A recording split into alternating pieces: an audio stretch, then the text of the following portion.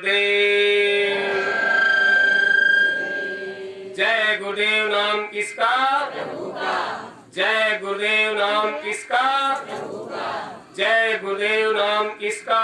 प्रभु का। प्रभु का पावन नाम, भव सागर से पार करने वाला नाम, कलयुग में सिद्ध किया हुआ नाम,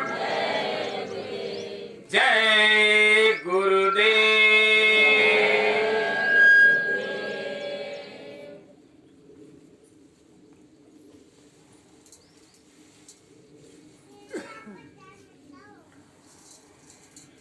आज के दिन हम सब बड़े भाग्यशाली हैं जो अपने जीवन में से थोड़ा सा समय निकालकर गुरु महाराज के दरबार में हाजिर नाजिर हुए हैं। आज मुक्ति दिवस का पावन पर्व है। मालिक की दया से कितनी भी विषम परिस्थितियां नहीं हो, लेकिन गुरु महाराज के दरबार में आपकी हाजिरी होती रही और गुरु महाराज के दरबार का कोई भी काम आज तक रुका, वो मालिक का काम है।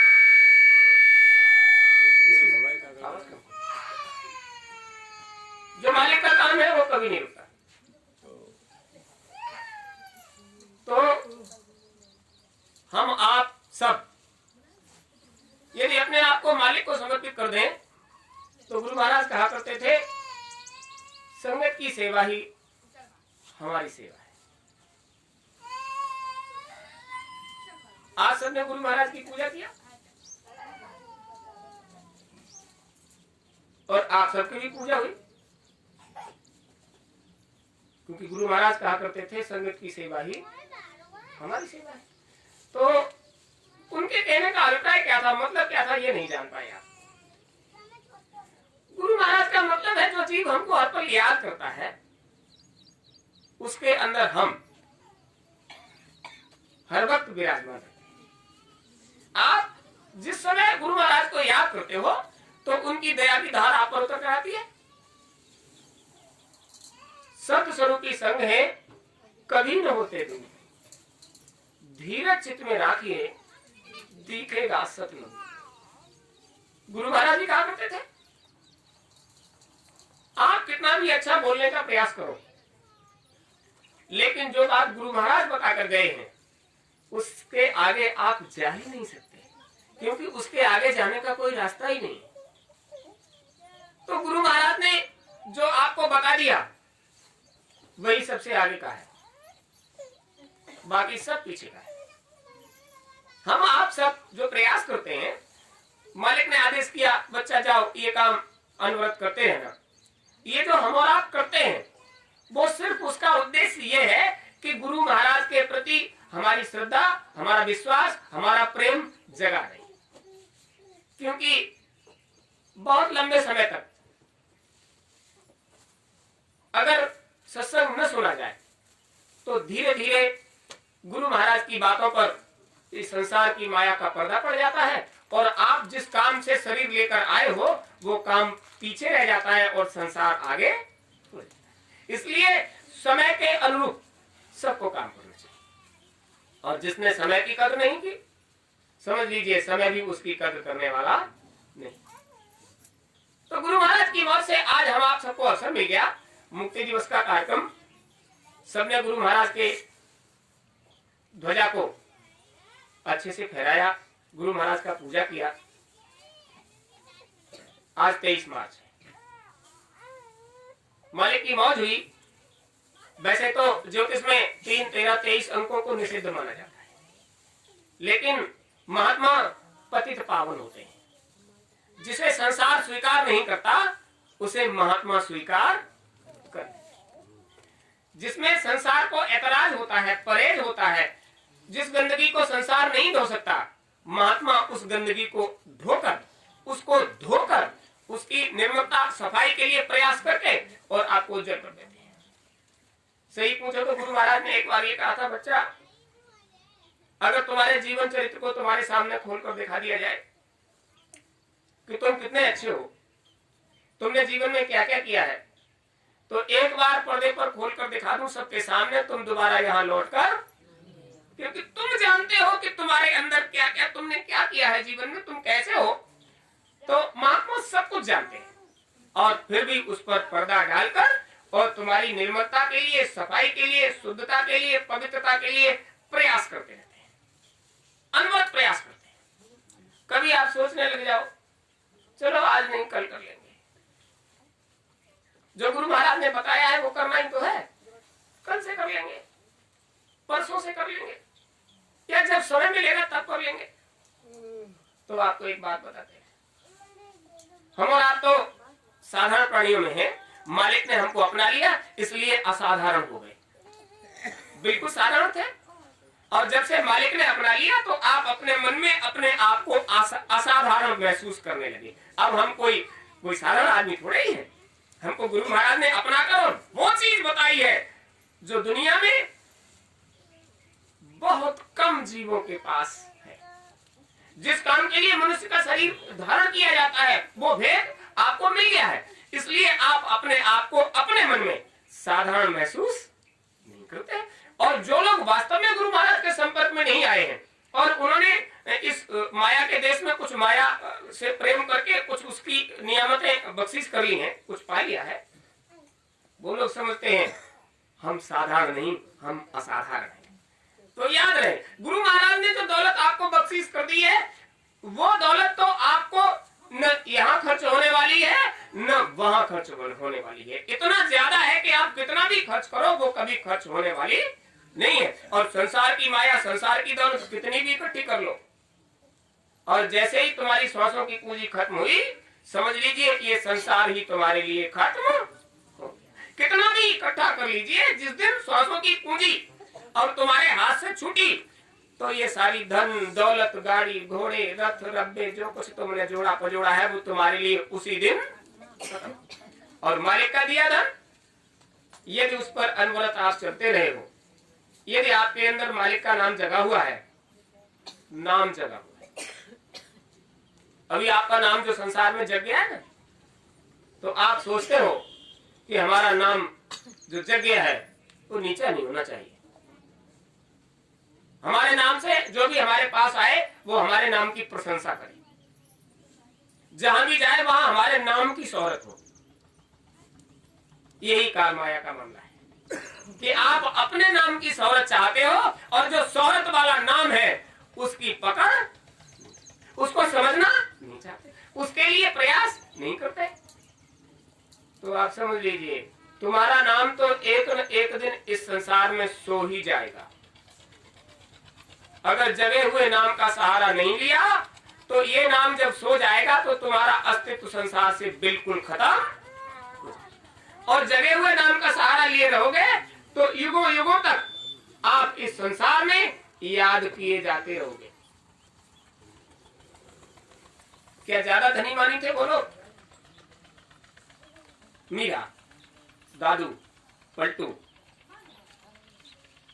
सुदासी, गोस्वामी जी महाराज, राधा स्वामी जी महाराज, जो भी आए संसार में, अगर उन्होंने जगे हुए नाम का सहारा लिया तो उनका नाम आज सबके सामने गर्व के साथ लिया जाता है। ये लोग, ये बड़े महापुरुष थे, इन्होंने जीवन में कुछ धारण किया।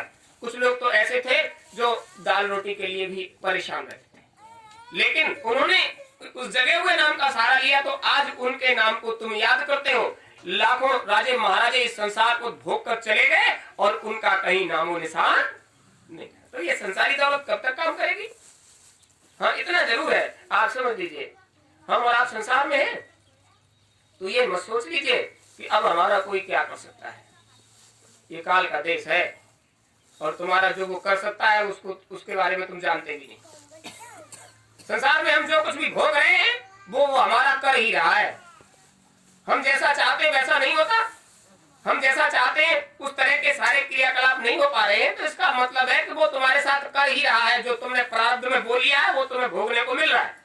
हम खूब चाहते हैं कि ऐसा कर ले वैसा कर ले, नहीं हो पाता। इसका मतलब क्या है इसका मतलब यह है कि वो जैसा चाहता है वैसा होता है, हमारे करने से कुछ भी। ये बिल्कुल सही बात है। आप अपना अंतःकरण मालिक को समर्पित कर दीजिए, फिर काल और माया से कह दीजिए कि जो तुम्हारी मर्जी हो करो, हम तो दयाल को समर्पित हो गए, फिर जो तुम करना चाहोगे वो होगा, वो जो करना चाहेगा वो। क्योंकि जब तुम अपने आप को दयाल को समर्पित कर दोगे, तो जब दयाल के प्रति समर्पण होता है तो दयाल का सीधा कहना है, जिस दिन बच्चा तुमको अपनाते हैं उस दिन एक हाथ तलवे के नीचे और एक हाथ तुम्हारे सर के ऊपर, ऐसे तुम्हारी रक्षा सुरक्षा करते हैं। तो जब दयाल का हाथ तलवे के नीचे और सर के ऊपर हो तो उसके बीच में किसी की चल सकती है? नहीं चलती। और नहीं चलती का मतलब यह है कि जितना तुम्हारा समर्पण होता है मालिक उससे ज्यादा तुम पर दया करते हैं और उसका लाभ लेते हो, और उसका लाभ आपको मिलता है। तो आप समझ लीजिए बड़ी बात। वो ज्यादा अंदर रखा उसको रखा नहीं, उसको मत निकालिए, तो इसमें डालने लायक नहीं। बैठ जाइए आप। तो हम और आप मालिक के प्रति जो समय लेकर बैठे हैं, गुरु महाराज ने यही मांगा था। क्या कहा था? बच्चा तुम हमें समय दो, 1 घंटा सुबह 1 घंटा शाम, सप्ताह में 1 दिन सत्संग में समय निकालिए। सेवा जिस तरह से भी कर सकते हो, तन से मन से धन से जहां भी कर सकते हो, और गुरु महाराज के नाम से ही तो कर रहे हो। प्रेमी दूर दूर से आते हैं, चर्चा करते हैं, वो फलाना भैया ऐसे कर रहे हैं, वो फलाना भैया ऐसे कर रहे हैं। प्रसन्नता का विषय है, वो मालिक के नाम से कुछ तो कर रहे हैं। उनकी चर्चा करने से पहले विचार करिए कि वो कम से कम ऐसा तो कर रहे हैं, हम तो कैसा भी नहीं कर पा रहे हैं। एक प्रेमी इधर कार्यक्रम करने आए थे, उनके सामने लोगों ने चर्चा किया, तो उन्होंने ये कहा, भैया आप लोगों की बातों से ऐसा लगता है जैसे हमारी संगत में प्रेमियों में कुछ अनबन है। ऐसी बातें क्यों करते हो? जो कुछ कर रहा है उसमें मदद सहयोग नहीं करते और तुम उनकी निंदा बुराई करते हो। भाई ये तो विचार करो, वो कुछ तो कर रहा है, वो कुछ तो कर रहा है, तुम उसका सहयोग नहीं कर सकते तो कम से कम उसकी निंदा बुराई तो मत करो। तो बड़ी बात, जो भी गुरु महाराज से जुड़ा हुआ प्रेमी पूरे संसार में जहां भी है, अगर गुरु महाराज के नाम से कुछ भी कर रहा है तो आप समझ लीजिए वो अपने लिए नहीं कर रहा है। गुरु महाराज की जो मौज मर्जी है उसी के हिसाब से वो कर रहा है, और उसका जितना सहयोग कर सकते हो करो, ये बड़ी बात है। हमारे गुरु महाराज खूब सत्संग सुनाते थे और बाद में सबसे पूछते थे, बच्चा ये बताओ, हमने किसी की निंदा बुराई की? किसी देवी देवता की, पीर पैगंबर की, कर्मचारी अधिकारी की, समाज के किसी प्रतिष्ठित आदमी की? तो सब कहते थे नहीं। इसका मतलब क्या है? महात्मा का काम है, जो उनको सौंपा गया है वो करें, तो निंदा बुराई का उनका काम ही नहीं है। तो जो भी महात्मा से जुड़कर जो कुछ कर रहा है तो खूब गांठ बांध लीजिए, तेरी सत्ता के बिना हे प्रभु आनंद मूल, पत्ता तक हिलता नहीं, खिले न एको फूल। उनको जिस जीव को जहां पहुंचाना है उसके मन में वही भाव पैदा होंगे और वहीं पहुंचेगा, और जहां नहीं पहुंचाना है उसके मन में ऐसे भाव विचार बना देंगे कि वो वहां नहीं पहुंचेगा। आपके भाव विचार ही आपके क्रियाकलापों का निर्धारण करते हैं।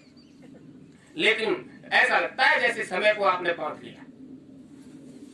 आप हर काम में छाती ठोक कर सीना ठोक कर कह देते हो ऐसा करेंगे, ऐसा करेंगे, मतलब काल तुम्हारे बस में है। आज ऐसा करेंगे और कल ऐसा करेंगे, परसों के लिए ये काम निश्चित है, पहले से ही योजना बना लेते हो। एक बार क्या हुआ, महाराज युधिष्ठिर दान की प्रक्रिया का काम करते थे। सुबह जो भी प्रेमी आ जाते थे उनको दान देते थे, और जो भी आ जाता था जब आता था उसको दे दिया करते थे। कुछ न कुछ हम राजा हैं तो हमारा कर्तव्य है कि इच्छित याचक जो आए उसकी इच्छाओं को हम पूरा कर दें।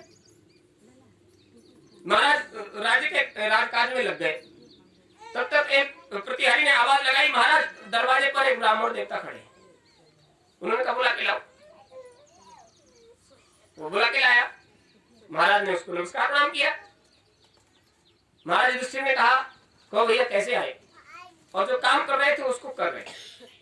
तो उन्होंने कहा महाराज हमारी कुछ इच्छा थी, हम याचक हैं, कुछ दान पाने के लिए आए थे।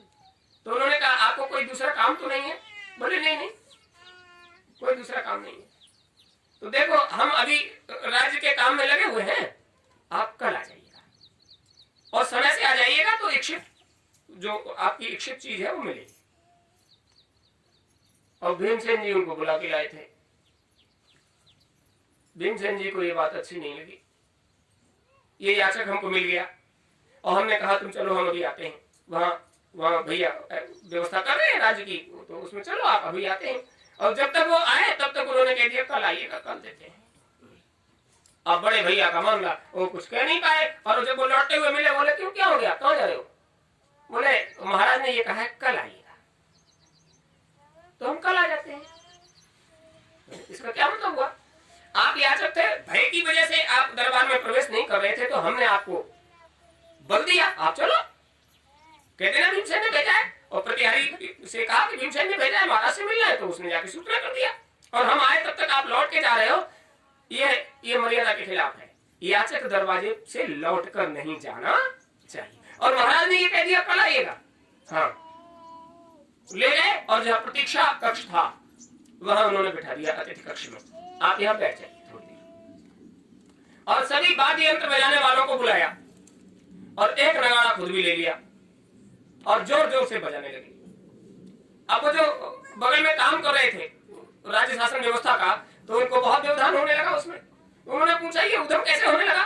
बोले पता नहीं महाराज, भीमसेन ने सभी वाद्य बजाने वालों को बुलाया है और खुद भी बजा रहे हैं, तो इतना तेज बजाने की क्या आवश्यकता है? अरे कि महाराज बड़ी मौज में है, भीमसेन कभी नहीं बजाते थे, लेकिन आज नगाड़ा खुद बजा रहे हैं और लोगों से भी बजवा रहे हैं और बड़े मांगलिक वाद्य बज रहे हैं, मंगल बाजे।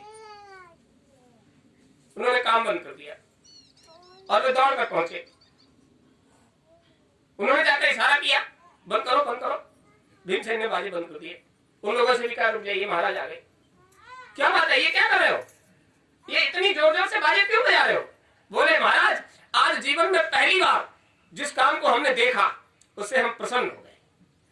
हमें नहीं पता था कि आपके अंदर इतनी सामर्थ्य है। वो सामर्थ्य जब आज हमको पता चली तो हमसे रहा नहीं गया और हम मंगल बाजे बजाने लगे। आज तो हमारे भैया ने समय को भी जीत लिया। क्या मतलब? महाराज एक ब्राह्मण देवता हमको रास्ते में मिल गए थे, दीन गरीब थे। उन्होंने कुछ इच्छा जाहिर की तो हमने कहा हमारे महाराज वो सबको दान देते हैं, आप भी चलिए। इधर आए तो हमको थोड़ा काम था, हमने प्रतिहारी से कहा इनको महाराज से मिलवा दीजिए, तो वो आपके पास गया कुछ लेने। और आपने उससे क्या कहा? अभी हम काम में हैं, कल आइएगा। इसका मतलब है कल तक का समय तुम्हारे कब्जे में है, अब तुमने समय को तो जीत लिया। और आज पहली बार पता चला कि महाराज ने समय को जीत लिया, तो हमसे खुशी के मारे रहा नहीं गया। सो हम सबसे नगाड़े बाजे बजवा रहे हैं कि हमारे महाराज ने आज पहली बार ये जाहिर किया है कि महाराज ने समय को भी जीत लिया है। बड़े भाई ने छोटे भाई के सामने हाथ जोड़े, हमसे भूल हो गई। काल के देश में और उस पर विजय पाना एक साधारण महाराज को ये उनके बस की बात नहीं है। हमने काल को नहीं जीता है, तो महाराज काल को नहीं जीता है तो इसको तुमने वापस कैसे कर दिया? हम तो समझ रहे थे तुमने काल को जीत लिया है। उन्होंने ब्राह्मण देवता का चरण स्पर्श किया। महाराज हम राजकाज में ये भूल गए कि समय हमारे बस में नहीं है और हमने आपको टाल दिया।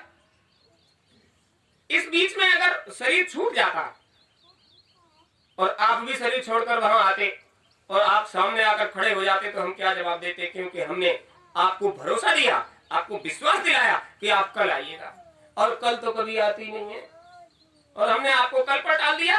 अभी चलिए हमारे साथ, हम आपको इच्छित दान देते हैं। तो आप समझ लीजिए, काल करे सो आज कर, आज करे सो अब, पल में परले होएगी, बहुर करे वो कब। मुक्ति दिवस कार्यक्रम है।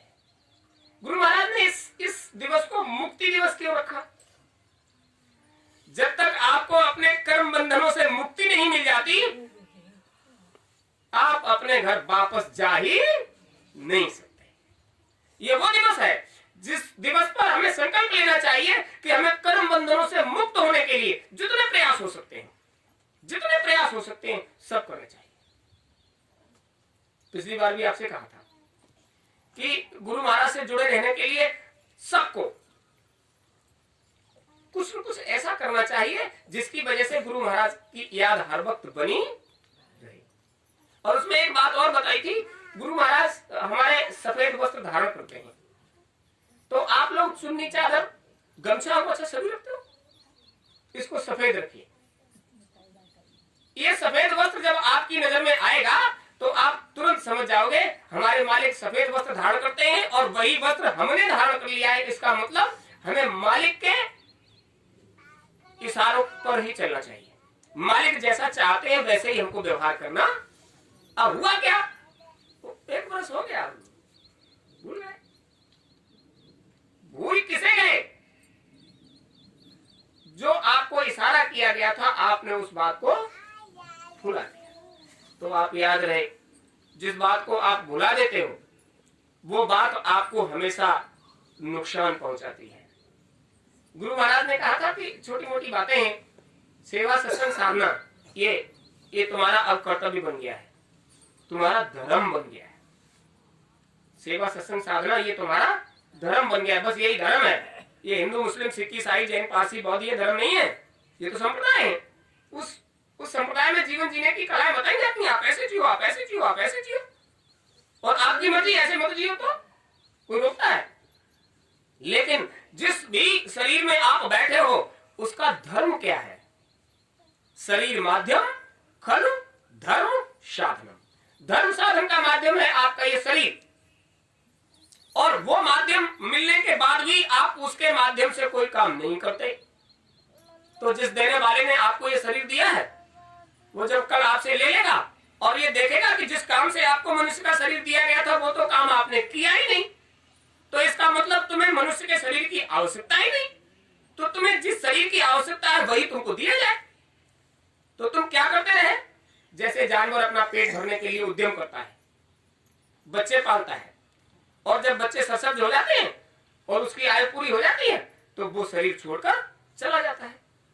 तो आप भी वही करते हो, शरीर को पालने के लिए उद्यम करते हो, संतानों को पैदा करते हो, संतानों की व्यवस्था करते हो, शरीर की आयु पूरी होने के बाद इस शरीर को छोड़कर चले जाते हो, ये पता ही नहीं कि हम कहां जा रहे, ये करते हो। तो वो देखेगा कि तुमने तो कर्म योनि पाई और भोग योनि के काम किए, तो इसका मतलब ये कि कर्म योनि तुमको रास नहीं आई या तुमको पसंद नहीं है, तो फिर वो तुम्हें मनुष्य का शरीर देगा ही नहीं। गुरु महाराज कहते थे, लख 84 भ्रम के पग पर अटका आन। अगला कदम आप अपने घर जा सकते हो। अब की पास आना पड़ा तो फिर 84, क्यों कहा 84 जाएगा? इसलिए कहा कि 84 से निकलने का अगर उद्यम नहीं करोगे तो 84 तो खुली पड़ी है, प्रेम से जाओ, कौन रोकता है? और 84 से निकलने का उद्यम करोगे तो जब दरवाजा खुल जाएगा फिर तुम्हें कोई रोकने वाला। कितना प्रयास करते हो, कितना मेहनत करते हो, खूब मेहनत करते हो संसार में इस लोथ को पालने के लिए, इस खोल को पालने के लिए रात दिन मेहनत करते हो। फिर ये सोचते हो जिस खोल को पालने के लिए हम मेहनत कर रहे हैं उस खोल को जिंदा कौन रखे है? आप इसी को खूब भरते रहिए ठूस ठूस के, तो फिर कभी इसको छोड़ना नहीं पड़ेगा। जब इसको हर वक्त पालते हो फिर ये तुम्हारे हाथ से छूट कैसे जाता है? अपने आप छूट जाता है। क्यों छूट जाता है? वो इसलिए छूट जाता है कि आप कितना भी प्रयास करो, कितना भी पालने का प्रयास करो इसे, ये मिट्टी मसाला है, इसकी उम्र है, इसका समय है, इसके साथ श्वासों की पूंजी जुड़ी है। उन श्वासों की पूंजी का उपयोग या तो इससे अपने घर जाने के लिए कर लीजिए या संसार को में भर में रहने के लिए कर लीजिए, कुछ भी कर लीजिए, तुम पर कोई बंधन नहीं है। कर्म योनि का शरीर मिला, कर्मण्डे कर्माण जिज्जी विशेषतम सम, कौन मना करता है? कर्म करते हुए आप 100 वर्ष तक जीने की इच्छा रखो। क्यों कहा भगवान श्री कृष्ण ने? वो इसलिए कहा कर्म करते हुए तुम 100 वर्ष तक जीने की इच्छा रखो, 100 वर्ष तक कर्म करके जियो। इस उम्र में जब कर्म करके अपना पोषण खुद करोगे तो दूसरे का कर्म कर्जा तुम्हारे ऊपर सवार नहीं होगा। और जैसे अब करने लायक हो, आपको कितनी बार कहा है, बच्चे जब करने लायक हो जाते हैं तो बाप खूब हट्टा कट्टा है, लेकिन बुढ़ापा आ गया क्योंकि बच्चे करने लायक हो गए। भाई तुम पर बुढ़ापा नहीं आ गया, अभी तुम करने के लायक हो। बच्चे अपना करें और तुम जब तक संसार में जियो तो अपनी व्यवस्था स्वयं करने के लिए सक्षम रहो, और व्यवस्था अपनी करते करते शरीर को छोड़ोगे तो लोग क्या कहेंगे, वाह वो आदमी था, किसी से एक गिलास पानी भी नहीं मांगा और चला गया। इसका मतलब क्या है कि उसने अपने सर पर कर्म कर्जा नहीं लादा, वो अपनी स्वयं व्यवस्था करके संसार को छोड़ कर गया है, उसके ऊपर किसी का भी कर्म कर्जा नहीं चढ़ा। और आप चारपाई पर पड़ गए और पूरा समाज तुमको रोज सेवा कर रहा है, तो जो तुम्हारी सेवा कर रहा है वो तुम्हारे ऊपर कर्म कर्जा लग रहा है, और कल तुम्हें भी यही करना पड़ेगा, तुम्हें भी इसी तरह से सेवा करनी पड़ेगी। और ये झंझट कभी खत्म होने वाली नहीं, तुम उनकी करो वो तुम्हारी करे, वो तुम उनकी करो वो तुम्हारी करे। गुरु महाराज क्या कहा करते थे, अपना काम स्वयं करो, मेहनत का साहस से काम ले, अपना काम आप करें, मेहनत का खूब कड़ी मेहनत, साहस से काम ले, घबराइएगा नहीं, अपना काम आप करें, खुद करो, दूसरे से मत करवाओ। दूसरे से क्या, बच्चे की शादी कर ली और बहू घर में आई, बहू का कदम दहलीज के अंदर बाहर में पड़ा, अब हट्टी कट्टी कुटिया से घूमे और बुढ़ापा आ गया, बुढ़ापा आ गया, अब हमसे होता ही नहीं, होता नहीं। तुमने अपने आप को ये विचार कर लिया कि घर में एक करने वाला आ गया, अब हमें कुछ भी करने की आवश्यकता। अब भगवान ये कहते हैं कर्मण्डे कर्माणि जिज्जी विशेषतम समा, कर्म करते हुए 100 वर्ष तक जीने की इच्छा करनी चाहिए। भगवान की बात नहीं मानी तो हम पे बुढ़ापा आ गया क्योंकि बहू आ गई घर में। तो आप समझ लीजिए, नहीं आया है तो वो सोचता है कि अब तो ये जीव बुढ़ापा मांग रहा है और जल्दी इसे बुढ़ापा दे दिया जाए ताकि बुढ़ापे का आनंद ले सके। और बुढ़ापा तो सबको अच्छा लगता है, सबको अच्छा लगता है, बुढ़ापा सबको बढ़िया लगता है, किसी को अच्छा नहीं लगता। तो बुढ़ापे को न्योता क्यों देते हो? अब जब न्योता करके बुलाओगे तो वो तो आ ही जाएगा। इसलिए संकल्प मन में बनाइए कि हम अपनी व्यवस्था स्वयं करें। जब अपनी व्यवस्था स्वयं करोगे तो तुम किसी के एहसानमंद अपना खुद कर रहे हैं। हम अपनी व्यवस्था खुद करें और संसार की जितनी सेवा कर सकते हो करो, ज्यादा से ज्यादा संसार की सेवा करो। जब संसार की तुम सेवा करोगे तो जो तुम पर चढ़ा हुआ कर्म कर जाए वो तुम काट रहे हो और अपने ऊपर लाभ नहीं रहे हो। तब निपटारा होगा ना, तब मुक्त होगे ना इस संसार से। कौन सा दिन है आज? मुक्ति दिवस। तो मुक्त होने के लिए करना क्या है? अपनी सेवा किसी से नहीं करानी है, खुद जिसकी कर सकते हो उसकी सेवा करो, तो तुम इस संसार सागर से मुक्त हो सकते हो। और मालिक ने जितनी बात बताई उतना करो, सेवा करो तन से मन से धन से, सत्संग सुनो और साधन भजन में ढिलाई कतई नहीं, बिल्कुल कोसता ही नहीं। अभी क्या कहा? काल करे सो आज कर, आज करे सो आज, पल में परले होएगी, बहुत करेगो कब। यानी कल पर मत डालिए, उसको आज करिए। लेकिन याद रहे, संसार के काम को कल पर मत डालिए, ये आपका विचार बन गया है। संसार का काम कल पर टल जाए टल जाए, लेकिन मालिक ने जो काम बताया है उसे कल पर मत डालिए। आज हम साधन भजन में बैठे, हो सकता है आज मालिक की मौज हो जाए, और जब हम बैठेंगे ही नहीं तो कैसे हो सकता है? अरे जब हम बैठेंगे तब तो मौज होगी ना, और बैठेंगे ही नहीं तो कैसे मौज होगी? गुरु महाराज का नियम है, जीव के जाने से पहले, और साधक अगर उनको नित्य नियम से याद करता है तो वो पहले ही सूचना कर देते हैं, बच्चा अब तुम्हारा समय पूरा होने वाला है, उधर चलने की व्यवस्था करो। हम सैकड़ों उदाहरण दे सकते हैं आपको कि शरीर छोड़ने से पहले उन्होंने आकर कहा कि बच्चा अब इधर से उधर चलने का समय हो गया, हम जल्दी आएंगे और आपको बुलाकर ले जाएंगे। शादीलाल दद्दा कई रोज पहले बुलाकर दिनेश भाई को हमने बताया, उन्होंने बुलाया और हमसे ये कहा कि अब जाने का समय हो गया, और 3 दिन के बाद किसी से कहना नहीं, अब जाने का समय हो गया। गुरु महाराज आए और वो कह गए और जल्दी आएंगे और हमको ले जाएंगे। अब आप समझ लीजिए, बड़े बुजुर्ग थे, उन्होंने किसी से कुछ नहीं मांगा, हट्टे कट्टे चलते फिरते थे, लोग कहते थे ऐसे कैसे हो सकता है, चले गए। मां साहब नेपाल जी आते हैं तो मास्टरनी ने पहले ही कहा था, गुरु महाराज आए थे और ऐसे कह गए, ऐसे कह के गए। और वो समझ ही नहीं पाए, और गुरु महाराज आए और लेकर चले भी गए, और वो समझ ही नहीं पाए। ले जाने से पहले बता दिया कि हम आएंगे, ले जाएंगे। हमने आपको सिरसागंज का एक किस्सा सुनाया था, वेरी नगला का।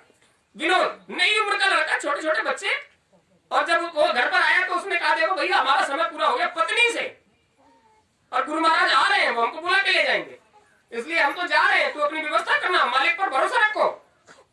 मालिक ने जो रास्ता दिया है वो सच्चा है, और रास्ता देने वाला भी सच्चा है।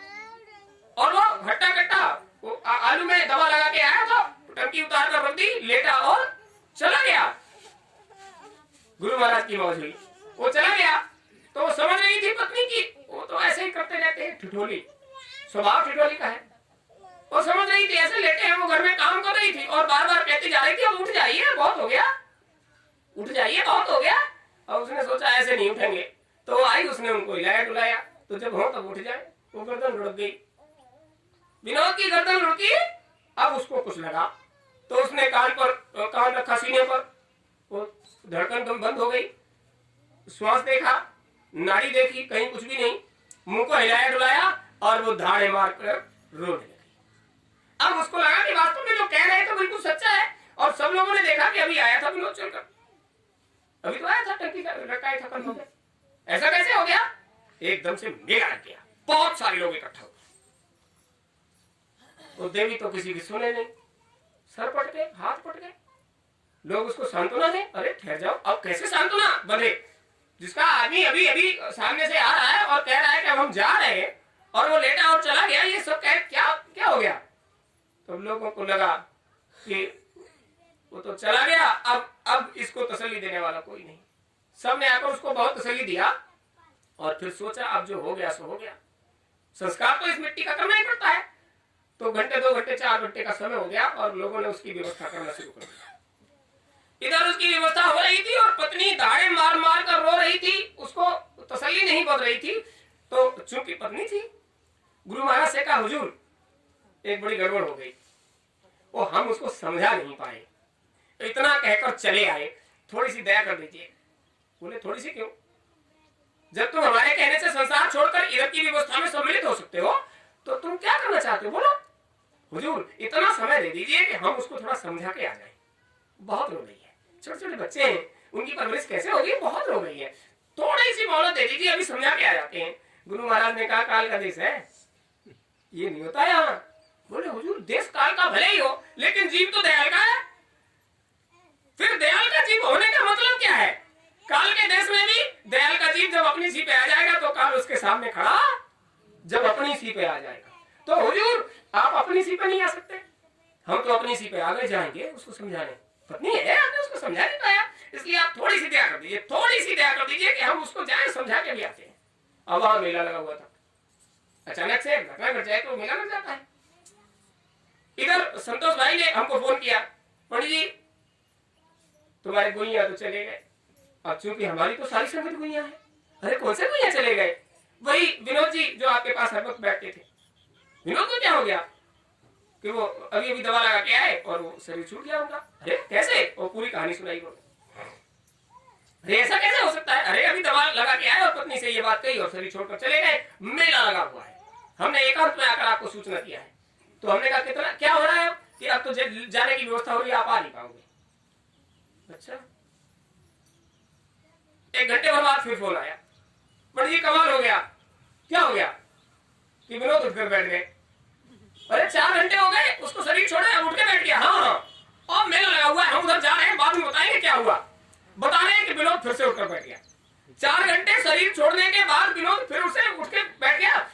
अब वो स्वस्थ तो है, अरे कि हमें क्या पता, अभी तो हमने सुना है इसलिए हम फिर भाग के जा रहे हैं। वही वो बेचारे भाग कर गए, विनोद उठकर बैठे हुए थे और पत्नी को सांत्वना दे रहे थे। रोती काहे को है? ये तो संसार का नियम है, जिसको भी शरीर मिला है उसे एक दिन इसे छोड़ना ही पड़ेगा। ये तो काल का सौदा है और मैं तो हूं दयाल का, इसलिए मेरा कोई बाल भी बांका नहीं कर सकता। और वहां सबको ही जाना है, जो दयाल का है उसको दयाल ले जाएंगे, इसलिए सबको उधर जाना है। तो इससे इधर से ज्यादा मोह ममता मत जोड़ो। तुम हमारी पत्नी रही हो इस संसार में, इसलिए हम तुम्हें समझाते हैं। मालिक की जैसे हम पर दया की दृष्टि उतरी, ऐसे ही सब प्रेमियों पर उतरती है।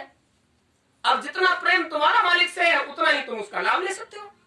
तो देखिए, इन बच्चों की परवरिश आराम से करो, मालिक की दया है, कुछ भी नहीं बिगड़ेगा, सब बढ़िया से हो जाएगा। और तुम परवाह मत करना, साधन भजन सेवा सत्संग बस समझ लीजिए, इसमें कमी मत आने देना। साधन भजन नियमित, खूब सेवा करो, खूब सत्संग सुनो, अपने आप को मालिक को अंतःकरण से समर्पित कर दो। जैसे हम हट्टे कट्टे जा रहे हैं ऐसे ही हाथ पांव चलते तुम भी मालिक की तरफ आ जाओगे, कोई रोकने वाला नहीं है, क्योंकि वो दयाल है और काल उनके काम में दखल नहीं दे सकता।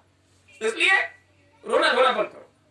और जो हम कह रहे हैं, हम जाने के 4 घंटे बाद आए हैं इसलिए कि तुम सब समझ लीजिए, जिसने हमको ये रास्ता दिया वो रास्ता सच्चा है और रास्ता देने वाला भी सच्चा है। आपको यकीन कराने के लिए, आपको विश्वास दिलाने के लिए, आपको यकीन दिलाने के लिए हम वापस आए हैं, लेकिन हम सिर्फ वापस आपको इस संदेश को देने के लिए आए हैं, हम इधर रहने के लिए नहीं आए हैं। पत्नी को समझाया, अब मत रोना, तुझे जब जरूरत हो मालिक को याद कर और वो तेरी संभाल करेंगे, और हम उधर सिफारिश करेंगे, मालिक से प्रार्थना करेंगे, तेरा काम हो जाएगा। यहाँ जब तक संसार में हमारे कर्म बंधन से हम जुड़े हुए हैं, उन कर्म बंधन से जब तक हम मुक्त नहीं होते तब तक मालिक हमें ले जाने के लिए मजबूर है, नहीं ले जा सकते। तो कर्म बंधन से मुक्त होने का प्रयास करो, किसी से सेवा मत लो, किसी से चाकरी मत करवाओ, संसार की सेवा करो, मालिक की सेवा करो, जितना कर सकते हो मालिक की सेवा समझ कर करो। समझ लीजिए मालिक तुम पर मेहरबान है, दया है। इसलिए सब लोगों से हमारा जय गुरुदेव।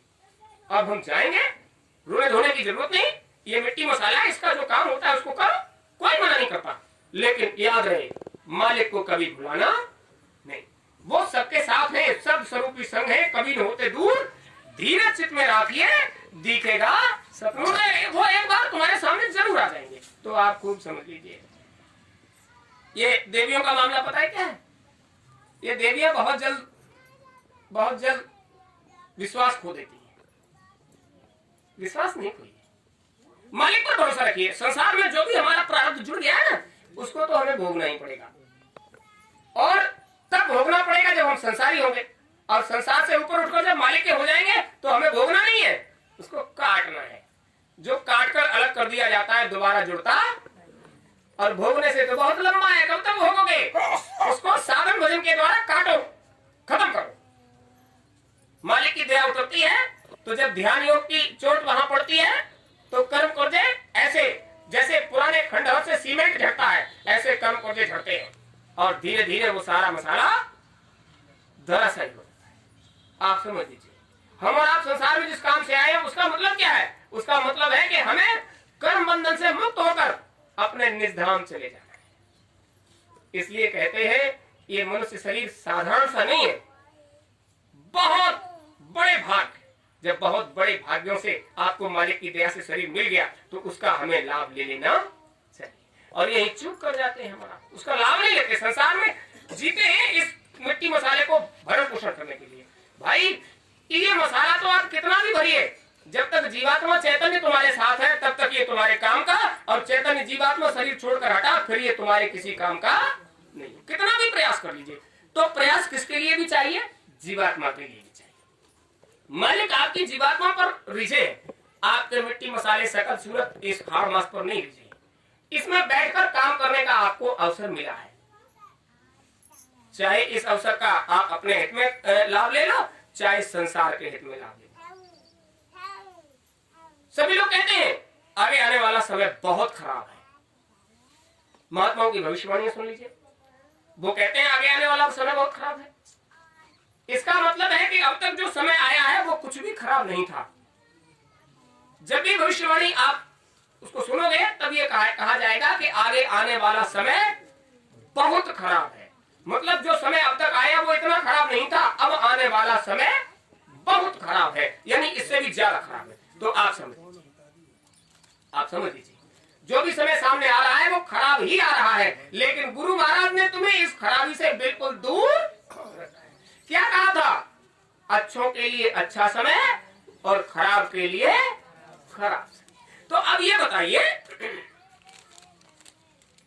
जब ये बात कही गई है कि अच्छों के लिए अच्छा समय, तो आप अच्छे हो जाइए, आपके लिए समय अच्छा बना रहेगा।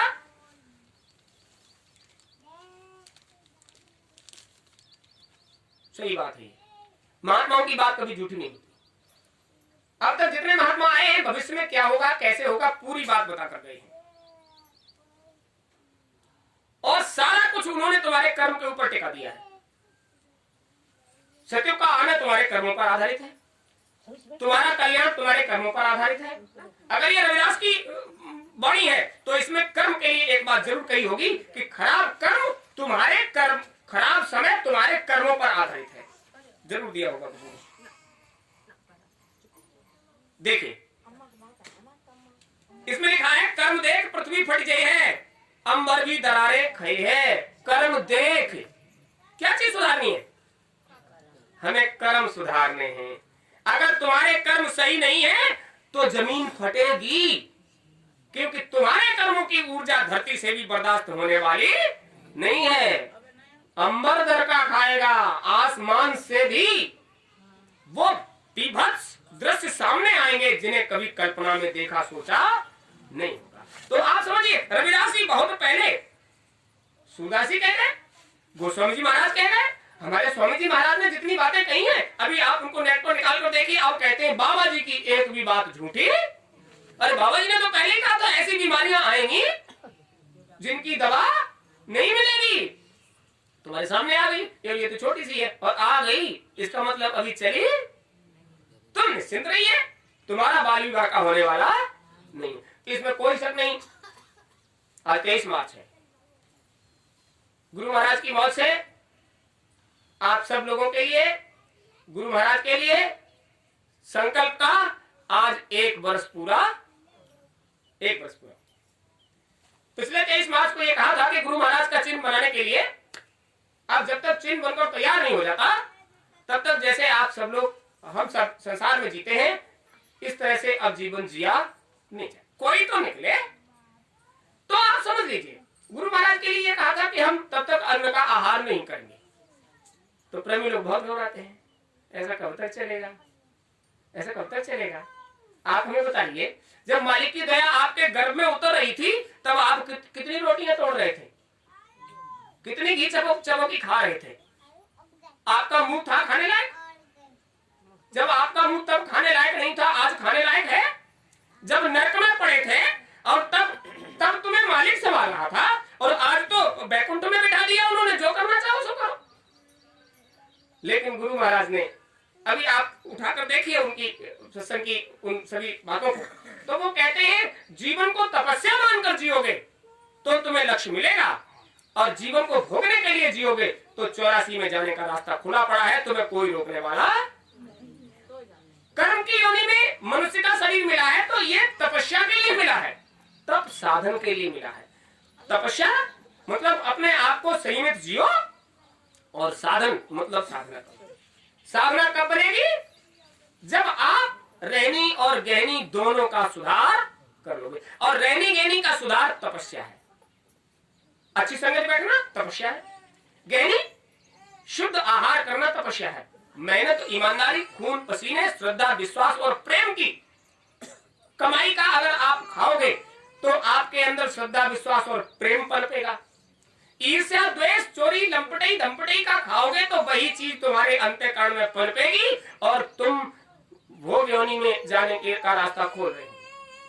आप समझ लीजिए रविदास जी ने जो बातें कही है आप सुन लीजिए, जल्दी से सुना देते हैं। एक बार रविदास ज्ञानी कहने लगे सुनो अटल कहानी। वो अटल यानी जो बात हम बता रहे हैं ये टलने वाली नहीं है, ये अटल है, इसको कोई नहीं डाल सकता। कलयुग बात सांच अस होई बीते सहस्त्र 5 10 2 सहस्त्र 5 10 2 वो 56 से 60 कर दिया। 2056 से ऊपर ऐसो वर्ष चढ़े, ऐसो समय चढ़े तो उन्होंने 60 कर दिया। एक ही बात है, ज्यादा अंतर नहीं है, बिल्कुल करीब का ही समय है संवत के हिसाब से। भरमावे सब स्वार्थ के काजा बेटी बेच तजे तजे कुल लाजा। आज भी ये हो रहा है, बेटी बेच का मतलब ये है कि प्रयास ये करते हैं कि हमारी बिटिया को कोई अपना ले और बदले में हमें कुछ दे, हम कुछ न दें। दान करते हो कन्या का और इच्छा रखते हो कि कोई हमें कुछ दे। अरे वो तो दूसरे के लिए, दूसरे कर्म कर्जा उतारने के लिए तो बेटी घर में आई है। उसके साथ उसके जीवन यापन का कुछ न कुछ उद्यम माध्यम कर दो, जो सामर्थ्य के अनुसार से, न ज्यादा दो और न ज्यादा लो, सामर्थ्य के हिसाब से करो। नशा दिखावे घर में पूरा, माँ बहन का पकड़े जूड़ा। नशेड़ी का क्या काम होता है? जो उसके सामने आता है उसका क्या पकड़ लेता है? पुरुष लोग तो भाग जाएंगे, तुम कहाँ भागोगे, तुम्हारा तो जूड़ा ही हाथ में आ जाएगा। वो बता रहे हैं ये होगा और होता है। जो लोग नशेड़ी हैं वो ऐसा करते हैं, घर में लाठी चलती ही रहती है, वो लाठी कभी कोने में टिकती नहीं, वो तो चलती रहती है, यहाँ से वहां वो चलती रहती है। अंडा मांस मछलियां खावे, भिक्षा कर अति पाप कमावे। समझ लीजिए क्या दशा होने वाली है। तो पाप ही कमाओगे और भीख मांगने लायक हो जाओगे अगर तुमने आहार बिगाड़ लिया तो। जो नशे का आदि होता है ना, उसको शर्म नहीं आती मांगने में। 20 रुपए दे दे, आज कम पड़ रही है, तुमसे मांग लेगा। और आप सज्जन हो तो आपकी जरूरी काम से भी मांगने की हिम्मत, तो भीख मांगता है वो आदमी। अरे और तो और छोटा सा तंबाकू और बीड़ी का अमल करने वाले को जब उसको तलब लगेगी तो किसी के भी आगे हाथ फैला देगा। देखियो ने उसको भीख मांगने में शर्म नहीं आएगी। वो कितना भी धनी मानी हो, लेकिन उसकी आदत भीख मांगने की हो जाएगी, वो उससे नहीं बचेगा। जबरी करे है भोग विलासा, सज्जन मन अति हुए निराशा। पर नारी के गले लगे हैं, नारी भी अति आतंक मचे हैं। मतलब ये वो बातें बता रहे हैं जो आज तुम्हारे सबके सामने है। मतलब एक भी ऐसी नहीं कि तुम्हारे सामने नहीं है। अपने पति को मार भगाई है, पर प्यारे को गले लगे हैं। होता है ऐसा? नहीं, हमारे व्यवहार में कम है तो आप समझो। कर्म देख पृथ्वी फट गई है, अंबर भी दरारे खे है। अति भीषण क्रांति की ज्वाला, तामे कूद पड़े मतवाला। जब देश आजाद हो जाए वो सत्य जाकर छुप जाए है। यानी जो तुम्हें सामर्थ्य देने वाली ताकत है वो कहीं न कहीं आजाद देश में एक बार छुप जाएगी। एक बार के लिए वो कहीं न कहीं शांत हो जाएगी, छुप जाएगी वो ताकत। धरे वेश साधु का न्यारा, गुरु नाम का करे प्रचारा। धरे वेश साधु का न्यारा, ये विशेष बात है। महात्मा बन जाएंगे, दाढ़ी वाड़ी रखा लेंगे और साधु बन जाएंगे। और प्रचार क्या करेंगे? गुरु नाम का करे प्रचारा। अब उस दाढ़ी वाड़ी से लोग प्रभावित होंगे। महात्मा बनने से, दाढ़ी वाड़ी बनाने से लोग प्रभावित होंगे और गुरु नाम का प्रचार करेंगे। तो ये गुरु का अभी देश चल रहा है, अभी गुरु का समय चल रहा है, ये गुरु युग चल रहा है 1000 वर्ष के लिए। इसके बाद सतयुग की स्थापना होगी। तो अभी कितना समय बाकी है? गुरु युग में ही हमेशा सतयुग की स्थापना हुई है और गुरु ही सतयुग की स्थापना करके गए। और गुरु महाराज ने ये कहा था चाहे हमें कितना भी समय लग जाए, हम स्थापना करने के बाद ही जाएंगे। इसका मतलब क्या है? और ये भी कहते थे ये मिट्टी मसाला है, हमें भी इसे छोड़ना पड़ेगा। तो वो ये नहीं कह रहे थे कि इस मिट्टी मसाले से चिपके हम। उनका मतलब ये था कि हमें तो परिवर्तन करना है। घबराइयो मत हंसा, हम फिरा देंगे काशीपुरी मुक्ति का नाका, आके यज्ञ रचा देंगे। हुआ था? तो उनका क्या है? उन्होंने तो ये बात भी कही थी, आवश्यकता पड़ गई तो हम शंकराचार्य बनकर भी संभाल करेंगे। हो सकता है वो शंकराचार्य बन गए हो, सफेद से काले हो गए हो, लेकिन जब हो सकता होगा तब किसी को कहने बताने की आवश्यकता नहीं पड़ेगी। कहने बताने की आवश्यकता नहीं पड़ेगी। अभी आप सब यहाँ बैठे हो और शेर की दहाड़ आ जाए तो आपने कभी उसको आंख से नहीं देखा होगा, दहाड़ सुन के ही कह दोगे ये शेर है। शेर क्या तुम्हारे पास सर्टिफिकेट लेकर आता है? देखो सर्टिफिकेट, हम शेर हैं। शेर को सर्टिफिकेट दिखाने की आवश्यकता नहीं, उसकी तो वाणी में वो ओज होगा, उसकी वाणी में वो सामर्थ्य होगा, जो सुनेगा वो समझ जाएगा ये शेर है। तो गुरु महाराज ने कभी ये कहा था कि हम कबीर साहब के बाद फिर से शेर लेकर आए हैं, और उन्होंने तो अपने काम करके अपनी दहाड़ से ये बताया हम वही है और हम फिर आएंगे। वो बता रहे हैं महात्मा। वलकल टाट का वस्त्र पहने, साधन भजन सबसे कर रहे हैं, ये बताया था। वलकल यानी गुरु महाराज ने 1 करोड़ जीवों को टाट पट्टी पे रखी और ये कहा था कि सबको भजन साधन करने का प्रयास करो। तो इसका मतलब है जब उन्होंने दे रखी थी तो उन्होंने ये परमिट दे दिया था, ये वही लोग हैं जो आगे ऐसा काम कर। रविदास जी ने लिखा उस समय कि आगे ऐसा समय आएगा। गुरु महाराज ने करवाया था, किसी को मालूम उन्होंने क्या करवाया? और प्रेमियों ने ये सब किया था संसार को दिखाने के लिए कि समय के अनुरूप हम जो कहते हैं वही होगा। महात्मा की बात और पत्थर की लकीर, उसे कोई नहीं मिटा सकता। ऐसा मंदिर एक बनवाई है जो भूमंडल पर कहीं न दिखाई है। आज गुरु महाराज ने जो चिन्ह बना रखा है आप उसको देखिए, गुरु महाराज ने जो चिन्ह बनाए हैं, जब उसे देखता है तो आदमी ताज्जुब करता है, अरे मालिक ने ऐसा कर दिया। और आगे भी जो होगा मालिक के नाम से वो ऐसा ही होगा जिसमें सब ताज्जुब करेंगे। लेकिन ये समय ऐसा आ जाएगा कि वो ताज्जुब ज्यादा समय तुम्हारे अंतर में टिकेगा। जो देख लेता है वहां तो ये कहता है बाप भैया क्या बनवाया है, और जैसे ही पीठ फिरी उधर और सब कुछ ये माया का देश है, काल का देश है, वो अपने हिसाब से तुम्हारे अंतर पर पर्दा डाल देता है, तो आप उसको तो समझ नहीं पाते। पंचम कलश अनोखी मूरत, झंडा श्वेत सुरीली सूरत। झंडा श्वेत, कैसा झंडा है? सफेद। और गुरु महाराज का चित्र देखते हो, शरीर स्वस्थ कैसा है, वो देख के कहता है अरे भाई महात्मा जी का तो तेज तस्वीर में ऐसा है तो सामने कैसा होगा। आप लोगों ने देखा होगा जब गुरु महाराज आश्रम से निकलते थे दर्शन देने के लिए तो प्रकाश धमधमाता था। तो ये मालिक की मौज थी जब आपको दर्शन दिया करते थे। गुरु नाम से सब जग जाने उनको परम पूज्य थे, माने रविदास जी की भविष्यवाणी है, और वो बता रहे हैं गुरु नाम से उनको पूरा संसार जानेगा। कोई दूसरे थे वो क्या? अरे तुम्हारे सामने चित्र रखा हुआ है, इन्हीं के बारे में रविदास जी लिख रहे हैं। सबको नहीं मालूम, महात्माओं को पहले से मालूम था वो आएंगे और आकर इस तरह की व्यवस्था कर देंगे। सत्य पंथ का कर प्रचारा, देश धर्म का कर विस्तारा, करे संगठन बन ब्रह्मचारी, उन समान कोई न उपकारी। उन्होंने जो आपको दे दिया, संसार की सारी दौलत भेंट कर दो, ये रास्ता तुम्हें कोई दूसरा देने वाला, इतना बड़ा उपकार करेंगे आप, और वो करके आज भी तुम्हारे साथ है, कहीं नहीं गए, वो तुम्हारे ही साथ है। असकय मौन भय रविदासा, विनय पूर्ण मूल प्रेम प्रकाशा। असकय मौन, जब उन्होंने देखा कि वो ऐसे संसार पर उपकार करेंगे तो उनके उपकार का अंतर से बखान नहीं कर पाए और वो मौन, तो आप अंदाजा करिए महात्मा रविदास जी गुरु महाराज ने जो तुम पर दया बरसाई है उसका बखान नहीं कर पाए, तो गुरु महाराज ने तुम पर कैसी दया बरसाई हो। खूब कान खोल के सुन लो, मालिक की आगोश में आ गए हो तो उनकी दया मेहर हर पल तुम पर उतर रही है, उन्हें अंतर से भुलाइए मत। और इस बात से मत घबराइए, 1 साल हो गया, क्या 1 साल पहले की आवाज में और आज की आवाज में कुछ कमजोरी है? तुम मरने वाले नहीं है। गुरु महाराज ने कह रखा है तुमको जो काम सौंपा है उसको करिए। लेकिन आप लोगों से ये कहना है, देखो खूब समझ लीजिए, ये गुरु महाराज का दरबार है, जहां आप बैठे हो यहाँ मालिक की दया उतरती है। जब उनकी मौज होगी तो ये कब कैसे हो गया ये सब, और कब कैसे हो जाएगा वो सब। आप लोग अगर अपने अंतर से ये विचार रखते हो कि हम भी गुरु महाराज के लिए कुछ करें, तो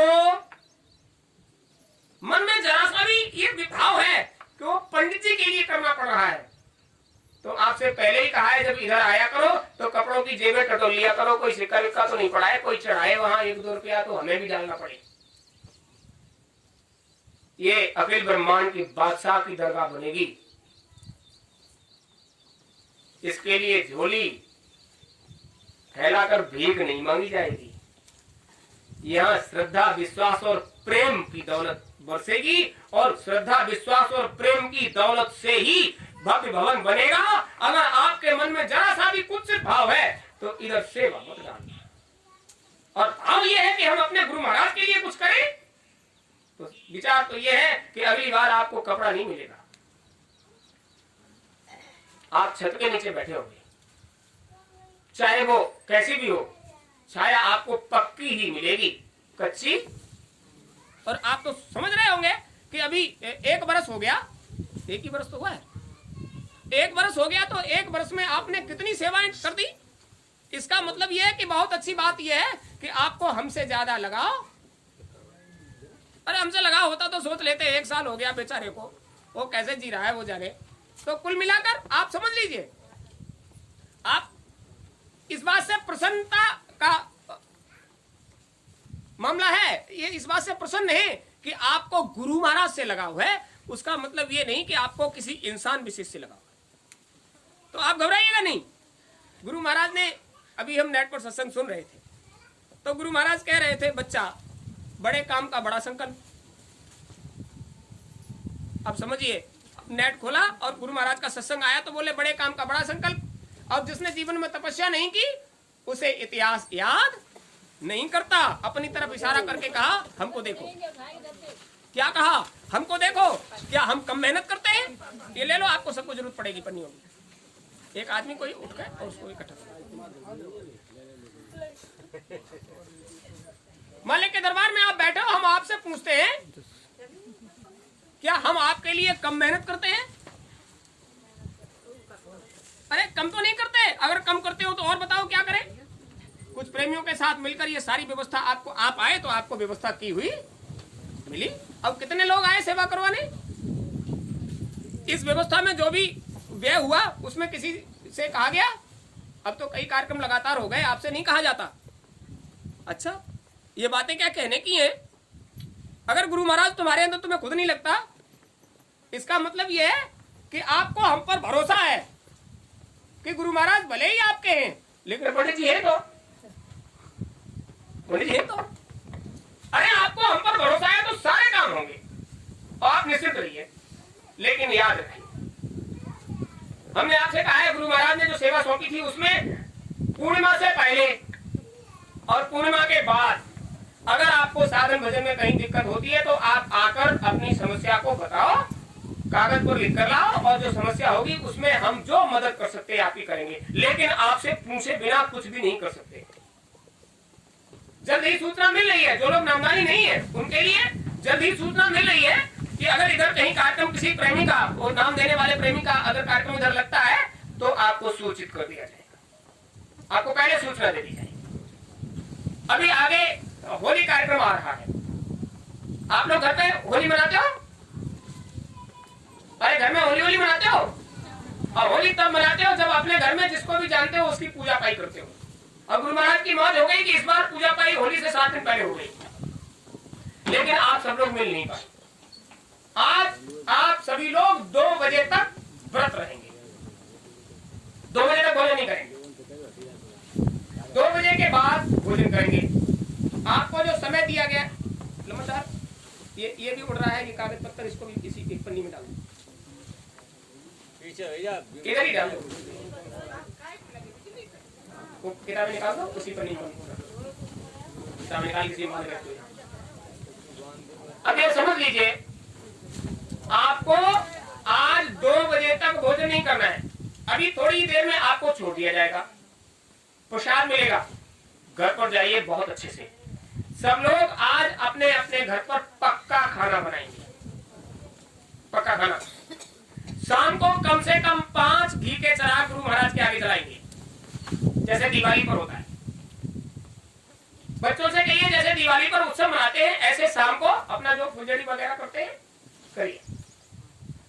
हमारे गुरु महाराज की मौज मस्ती का ये दिन, ये आपका अपना दिन है। गुरु महाराज नहीं मनाते थे इसको। गुरु महाराज की मौज हुई तो आपको स्पेशली ये दिन आपको सौंप दिया गया, तो ये आपका अपना है, इसलिए कम से कम 5 चिराग इधर तो खूब जलेगा। होली कार्यक्रम के बाद, धीरे धीरे होली कार्यक्रम के बाद जो गुरुवार पड़ेगा, यूं संसार का एक चलन है कि सभी लोग एक दूसरे से मिलने जाते हैं। आप अगर कहीं मिलने नहीं जा सकते तो होली कार्यक्रम के बाद जो गुरुवार पड़ेगा, होली के बाद यहाँ होली मिलन समारोह की व्यवस्था की गई है। सभी प्रेमी, ऐसा कोई भी प्रेमी न बचे जिसको सूचना न दिया जाए। आप सब लोग यहाँ आइए, आप बैठकर खूब पाठ प्रार्थना करिए, बढ़िया से सत्संग चलेगा। पहले आ जाइए, थोड़ा जल्दी आ जाइए, बढ़िया से सत्संग चलेगा। और सब लोग युक्त तो संसार में ये जानिए तो होली मनाई क्यों जाती है, ये आपकी होली क्या होती है। ये होली कार्यक्रम के बाद जब आप आओगे होली मिलन समारोह में, आप घबराइएगा नहीं, कुछ न कुछ खाने पीने को भी मिलेगा। नहीं, कभी प्रेमी पूछते हैं क्या व्यवस्था है, तो कुछ न कुछ खाने को भी मिलेगा, मिलेगा। क्या कह रही हिम्मत, मिलेगा मिलेगा। अच्छा, आप आओगे तो आपको कुछ न कुछ खाने को मिलेगा। और प्रयास ये करें, एक प्रेमी 10-5 प्रेमियों को सूचना कर दे, ताकि कभी कभी ये होता है कि हम एक दूसरे से नहीं मिल पाते, वर्ष में एक दिन निश्चित किया जाता है कि होली पर एक दूसरे के यहाँ मिलने जाते हैं। तो एक प्रेमी 10-5 प्रेमियों को सूचना करे कि चलो वहां बहुत प्रेमी इकट्ठा होंगे, सब लोग एक दूसरे का दर्शन पसंद कर लेंगे। गुरु महाराज ने एक बार ये बात कही थी, बच्चा तुम नहीं जानते एक दूसरे के दर्शन का क्या लाभ होता है, तुम नहीं जानते। तो होली कार्यक्रम पर गुरु महाराज की मौत हुई और वो होली कार्यक्रम पर 3 दिन का कार्यक्रम रखते थे, सभी प्रेमियों को बुलाकर मिलाते थे। तो इधर भी मौज हो गई। होली के बाद का जो गुरुवार पड़ेगा उसको सब लोग इधर आइए, देवियां पुरुष एक दूसरे का दर्शन करो, एक दूसरे को जय गुरुदेव करो। बस गुरु महाराज का मिलन क्या होता है, आप एक दूसरे के सामने पहुंचो, नजर भर के देखो, हाथ जोड़कर जय गुरुदेव करो।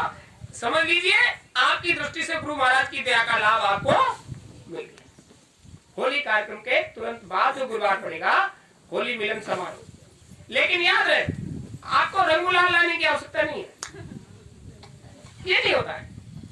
आप जब इधर आओगे तब आपको पता चलेगा कि कौन सा रंग कौन सा गुलाल तुमको लगाया गया है और किस रंग गुलाल की चर्चा आप करोगे, कौन सा रंग गुलाल आपको लगने वाला है।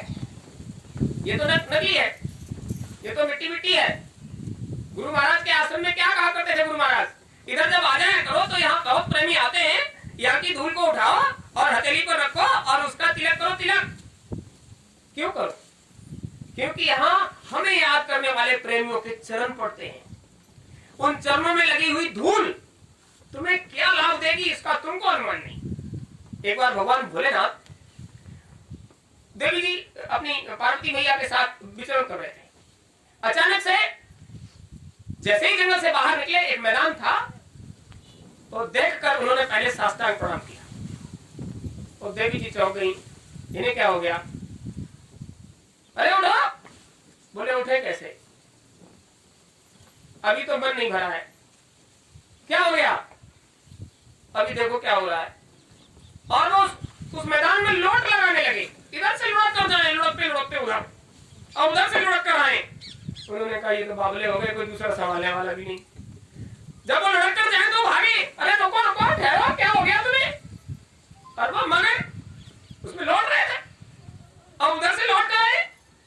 तो उन्होंने कहा महाराज हम बहुत घबरा रहे हैं, ये क्या कर रहे हो आप, यहाँ तो कोई भी नहीं, आप ऐसे क्यों कर रहे हो। उन्होंने कहा देवी जी तुमको नहीं मालूम, यहाँ उन प्रेमियों के चरण पड़ते हैं जिन पर उस मालिक की दया उतरती है। ये इतना पावन स्थल है कि इसमें लौटकर अंतर की सारी कालिमा उतर जाती है, अंतर निर्मल हो जाता है। अरे ऐसा कैसे हो सकता है। उन्होंने कहा दिखा सकते हैं हम तुम्हें दिखा सकते हैं। बोले दिखाइए और ये बंद करिए, ये लोटपोट होना बंद करिए। और उनको एक वृक्ष की ओट में ले गए, बोले यहाँ खड़े हो जाओ, अभी समय होने वाला है, फिर देखो यहाँ क्या होता है। और वही हुआ, वो वृक्ष की ओट में खड़े हो गए। पार्वती मैया को लेकर थोड़ी देर में लगा, कुछ लोग आए और उन्होंने उस मैदान को साफ किया। एक टोली आई और उन्होंने साफ सफाई किया, बिछावन किया बढ़िया से। कुछ लोग आए, उन्होंने मंच का व्यवस्था किया और पीछे से संगत मूर्ति चली आई। एक महात्मा जी आए और मंच पर आकर बैठे। उन्होंने सभी प्रेमियों को आत्म कल्याण का उपदेश किया। किसका उपदेश किया, आत्म कल्याण का। यानी मनुष्य शरीर में जो जीवात्मा बैठा हुआ है, इसका वास्तविक काम क्या है, यहां फंस गया है तो ये निज घर वापस कैसे पहुंचेगा, उन्होंने ये उपदेश किया। और दोनों लोग चुपचाप खड़े खड़े सुनते रहे। उपदेश हुआ, सत्संग हुआ और उसके बाद वो चले गए। तो देवी पार्वती ने कहा इसमें क्या खास बात है। अरे महात्माओं का तो ये काम ही है कि सबको आत्म कल्याण का उपदेश करना, तो इसमें क्या खास बात है। बोले ठहरे हो, रुक जाओ, जो खास बात है वो तो अब सामने आएगी, घबराती काहे को, ठहरो। बोले कब के ठहरे, चलो भी। बोले नहीं, देखने वाली बात तो अब आएगी। महात्मा और देवता भविष्य की बात को समझते हैं, जानते हैं, इसलिए वो छुपाए खड़े रहे। तब तक एक बहुत लंबा चौड़ा काला कालूटा विकराल शरीर वाला व्यक्ति उस मैदान की तरफ आते हुए दिखाई दिया। उन्होंने इशारा किया, देखो देखो वो आ रहा है। अरे ये तो जंगल है, यहाँ तो सब आते ही है। बोले नहीं, अभी देखो वो आ रहा है।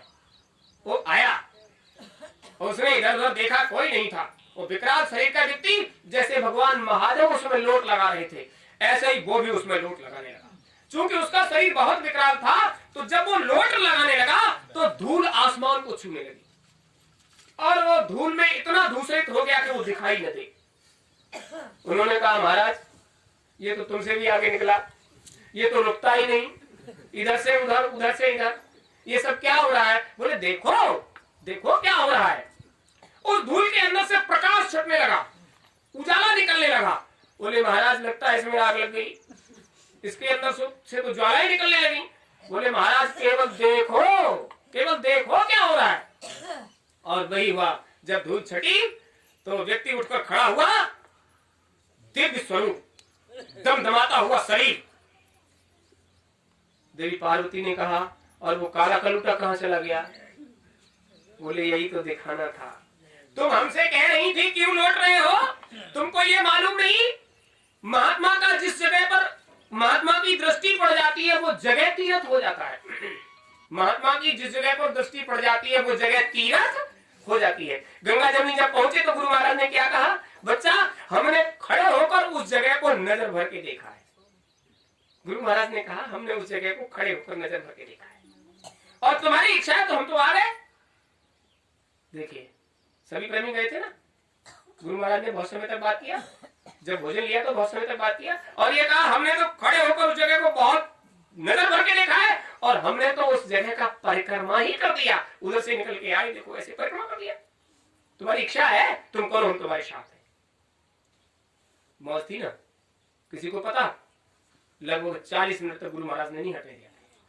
महात्मा की जब दृष्टि पड़ जाती है तो वो जगह पावन हो जाती है और इतनी पावन हो जाती है कि महादेव तक उसमें लोट लगा रहे थे और उस दिव्य पुरुष को देखकर देवी पार्वती ने पूछा ये क्या है?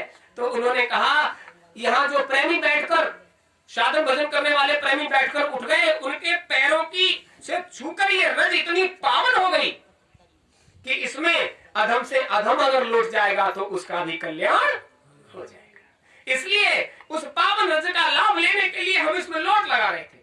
तो आप समझिए ये अबीर गुलाल रंग वंग का कोई काम नहीं। इधर आइए, मालिक के आश्रम में आपको यहाँ की धूल मिट्टी भी अगर लग जाएगी तो मालिक की दया का प्रसाद आपको जरूर मिलेगा। खूब समझ लीजिए। तो इस बात से मत घबराइए। आपसे पहले ही कहा है कि यदि आपको लगता है कि आपके ऊपर कोई भार डाला जाएगा तो आप निश्चिंत हो जाइए। जो प्रेमी सेवा का भाव रखते हैं उनसे तो कहा जाएगा कि आप जैसे सेवा करना चाहो पहले से खूब जमकर सेवा का भाव रखिए। तो पहले से ही विचार कर लीजिए कि हमने खेत में आपको बताया था कैसे सेवा निकाली जाती है। आपके 10 बीघे खेत में एक क्यारी गुरु महाराज के नाम की डाल दीजिए तो गुरु महाराज की हो गई। अब ये थोड़ी तुमने अपना लिया सब हमारा है और उसमें जब चले तो अपने वाले में से निकाल कर रखते हो। गुरु महाराज को तुम्हारा नहीं चाहिए, गुरु महाराज को अपना चाहिए, अपना। जब तुम उनके जीव हो तो आप उनका दो, अपना नहीं दे सकते तुम, क्योंकि तुम्हारे तो खर्चे इतने ज्यादा हैं और दे फिर भी तुम्हारी पूर्ण पड़ने वाली। गुरु महाराज को अपना चाहिए, वो तुम्हारा नहीं चाहिए। अगर तुम उन्हें मानते हो तो जीवन में तुमने कुछ न कुछ उनके लिए हिस्सा डाला होगा और नहीं डाला है तो इधर डालने की कोई जरूरत ही नहीं है। नहीं तो आप कमर कस लीजिए कि जिस कपड़े की छत के नीचे आप बैठे हो अगली बार आपको पक्की छाया मिले। और भरोसा रखिए मालिक पर, आप सेवा का भाव रखिए, वो हो जाएगा। लेकिन आप अगर ये सोचते हो कि झोली झंडा रजिस्टर का भी, तो वो तो आप लोग जानो यहाँ तो मालिक का काम होना और वो होते रहेगा। ये विचार करो, जब नींव रखी गई थी लोग कह रहे थे कमाने का जरिया कर लिया है, कमाने वालों ने कर लिया है। यहाँ तो एक ही कमाई है कि आप लोग मालिक से जुड़े रहो और आप लोग अपने लिए सुविधा बनाओ। इसकी तो मालिक की मौज हो जाएगी। तो वो उन्होंने क्या कहा था, उनको ही बुलावा जाता है और वही बुलाए जाते हैं। दरबार में सच्चे सतगुरु के दुख दर्द मिटाए जाते हैं। तुम्हारे दुख दर्द मिटाने के लिए उन्होंने अपना स्थान चुना है। तुम अपने दुख दर्द आकर रोगे और यहाँ बैठकर धूप में जब अपना दुख दर्द रोगे तो गुरु महाराज को नहीं लगेगा कि तुमने अपने जीवन में से इतना भी नहीं कर पाया कि तुम अपने ऊपर छत कर लो। मालिक के ऊपर तो छत है और इस व्यवस्था को तो हम पल भर में कर दें, ज्यादा समय नहीं लगेगा, उनकी मौज हो जाएगी। तो इसको क्या है, अभी इसको बंद करें, गुर्जी बना दे इसकी, हो गया। व्यवस्था आपको अपने लिए करनी है, इसलिए आप चिंता मत करिए। आप हाथ पांव तो लगा सकते हो, अरे मन तो लगा सकते हो, धन की आप फिक्र मत करिए। धन तो बलवीर भैया ने क्या कहा था, हमें लगता है हुंडी बरसेगी, तो हुंडी तो बरसने का समय आ गया, अब हुंडी तो बरसेगी। आप अपना हिस्सा डालना चाहो या न डालना चाहो, यह काम अब 2 वर्ष के अंदर पूरा हो जाए, क्योंकि अब समय के पास भी समय नहीं है, समय के पास भी समय नहीं है, इसलिए सब चिल्ला रहे हैं बहुत खराब समय आ रहा है। यह बिल्कुल सही बात है। यदि आपका एक सिक्का भी इधर आ गया है तो आप अभी रजिस्टर कापी उठाकर देख सकते हो, टका हुआ होगा। जो इधर से जुड़ जाएगा वो इधर जब तक इमारत रहेगी तब तक इस संसार दुनिया में जिंदा रहेगा। बस इतना विचार कर लेना कि कहीं ऐसा न हो कि हम 10, 20, 50, 100 की सेवा इधर डाल पाए और वो पंडित जी वही लिख देंगे, तो हमारे आएंगे नाती बच्चे, वो ये कहेंगे इन लोगों ने इतना इतना सेवा किया, हमारे बाबा पे तो ही करो। तो आपको लग सकता है कि हमको नहीं, अच्छी से सेवा करिए, किसी पर जोर नहीं है, और करने की इच्छा हो तो करिए, किसी पर किसी भी तरह का दबाव नहीं है। और ये देखिए कि कैसे होता है। अब 1 वर्ष हो पाया है, त्याग तपस्या में अगर सामर्थ्य का अनुभव करना चाहते हो तो आप करना, मालिक की दया उतर रही है। समय इतना ज्यादा खराब आएगा कि आपने कभी कल्पना भी नहीं की होगी। भविष्य की सुन लीजिए, तो आसमान से आग बरसेगी, पानी में आग लगेगी। पानी आग बुझाता है या लगाता है? पानी में आग लगेगी। जिस मिट्टी को डालकर आप आग बुझा सकते हो उस धरती से आग निकलेगी। अब चारों तरफ आग ही आग दिखाई देगी, तब आपको कैसा लगेगा? तो आप समझ लीजिए, कहीं भी आग लगे तो सबको अपनी अपनी पड़ती है, समय अपनी अपनी का आ गया है। अपनी व्यवस्था करो, मालिक तुम्हारी संभाल तब करेंगे जब तुम हर पल सोते जागते उठते बैठते उनको याद रखोगे, तो वो तुम्हें भी याद रखेंगे। होली कार्यक्रम आ रहा है, होली से पहले पूनम को सुबह को पूजा की व्यवस्था आप आराम से अपने घर पर करिए। पूजा पाई करते हो, क्या कहा गुरु महाराज ने? आप अपने जीवन में हिस्सा डाल लीजिए। उस दिन यहाँ प्रसाद आप सबको मिलेगा। होली का प्रसाद लेने जरूर है, प्रसाद देने न आए लेकिन लेने जरूर आए। आप जैसे अपने घर में देवी देवता और जिसको समझते हो उसकी पूजा वूजा करते हो, तो ये देवियां तो उन्हीं की ज्यादा करती है, गुरु महाराज को तो कम समय मिलता है। करते हो आप लोग? अरे भूत प्रेत देवी देवताओं की पूजा करते हो? आपसे ये कहा उधर कुछ नहीं कर पाते तो क्या हो गया? तो जो भी है तुम्हारे घर में भूत प्रेत देवी देवता, जब इधर चला करो तो उनसे कहा करो चलो वहां सत्संग सुनो और प्रसाद मिलेगा, कहा जाता है। और जब आप ऐसा नहीं करते तो भूत प्रेत तो तुम्हें खुद पकड़ कर लाते हैं, फिर यहाँ टेकते हो मत्था, अब तो ये भूत लग गया, और वो ऐसे ऐसे आता है। तो भक्ति नहीं होती यहाँ। गारंटी इस बात की है कि हुजूर महाराज के दरबार में आते जाते रहोगे तो भूत तो अपने आप ही सत्संग सुनते रह जाएंगे, तुम चले जाओगे अपने घर। भक्ति भक्ति का कोई काम नहीं है। और इसका प्रचार भी मत करना कि वहां ऐसे ठीक हो जाते हैं। तो कुछ लोगों को सुना हमने प्रचार करते हुए, ये भक्ति का अड्डा नहीं है। यहाँ तो भगत खुद हो जाओ तो आओ, नहीं तो अपना जहाँ चाहो वहां खूब कटो, खूब दौड़ बसाओ। यहाँ ऐसी कोई व्यवस्था नहीं। मालिक की दया उतर रही है, इसका आपको निकट भविष्य में अनुभव हो जाएगा। अभी प्रसाद बनेगा, प्रसाद लेकर, हाँ सुनो हो गया, अभी बनेगा प्रसाद। इस प्रसाद को आप ले जाओगे, इस प्रसाद को जो लेगा ये प्रसाद उसी का है, ये गांव गली बांटने वाला प्रसाद नहीं है। इसको कभी खत्म मत करना, घर पर रखना। संकट के समय में गुरु महाराज के नाम से इसके 4 दाने हाथ पर रखो, गुरु महाराज का 10 बार नाम लो, 4 दाने हाथ पर रखो, उसको पा लीजिए, आपको संकट में राहत मिलेगी।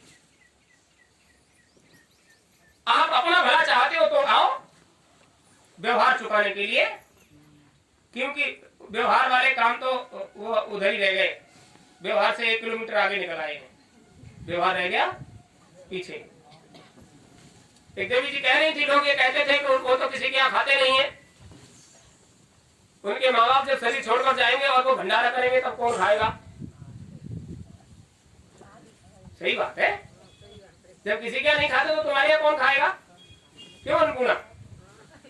कूट डाल लोगे खिलाने वालों को? अरे खिलाने वालों की कूट डालोगे। अब उन कहने वालों को यह पता ही नहीं कि आप 4 लोगों का समाज है और हमारे समाज का 12 पार नहीं है। कैसी बात करते हो?